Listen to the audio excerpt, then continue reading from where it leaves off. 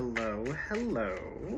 We've got the full moon today in Capricorn, so I thought I'd pull some cards, see what comes up, see what Spirit wants us to be aware of, on the lookout for, open to.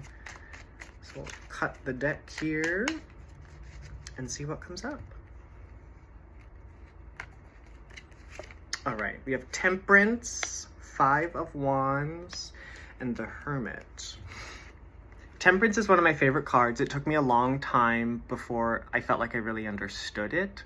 The main symbology I like to draw attention to with Temperance is the two cups here that this angel's pouring in and out of. The water seems sort of like free-flowing, so it can be difficult to tell if the water's flowing up or flowing down, and that's part of Temperance. Temperance is this idea of tempering life or tempering your situations, where you're sort of finding that middle ground, finding that perfect balance of opposing, opposite ends of the spectrum or extremes of like finding a middle ground to balance the two, a work-life balance or a relationship, friendship balance, that finding that area in between where you can contain multitudes and have multiple things exist and be truthful at once. I think full moons are a great time for that, where like everything is illuminated, everything is clear and sort of energized and uplifting. It's a great time to just sort of like release, let things go, let that moonlight work through you and clear everything out. But Temperance really is the idea of charting that middle path of like finding the perfect balance, and it's going to take wiggle room. Like it's going to take experimentation. It's not something that you wake up knowing. Like it's going to take trial and error. I always think of that almost as like beakers or like test tubes that you're not going to hit on the correct solution right away, but this like crown in the background illuminating everything.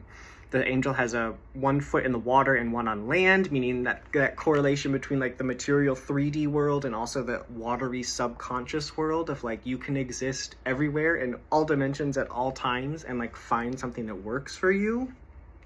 I think that's beautiful. Next up, we have the Five of Wands in reverse. This can be a big card of like conflict or competition or like peacocking a lot of the times. It's not a very clear Team A or Team B kind of thing. It's every man for himself, like a dog-eat-dog world. When it comes up reverse like this, though, it's an indication that this has been going on for a while, that this cutthroat energy or feeling like you have to compete or feeling like it's you against the world or it's neck and neck with other people and you're like, how do I stand out? How do I fit into this picture? But when it comes up reverse, there's an indication that it's been going on for a while, or that it's past that point of expiration. So in situations like this, it's sort of up to you to make the call on whether the battles that you're fighting right now, this sort of tit for tat, this conflict that you're working with, is this something that you want to continue, or is this something where you're done with it? And if it is, you're done with it, then you either blow everyone else's socks off and like end the battle, or you recuse yourself and you move on to something more. But this feels like a cyclical sort of energy when it comes up reverse, that there's no clear in, there's no clear out. It's not red team versus blue team. There aren't clear sides. It's just like chaos kind of.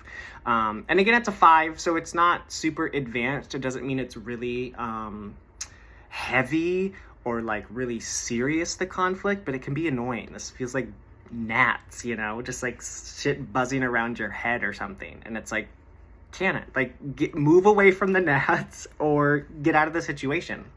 But yeah, it's time to put an end to this energy.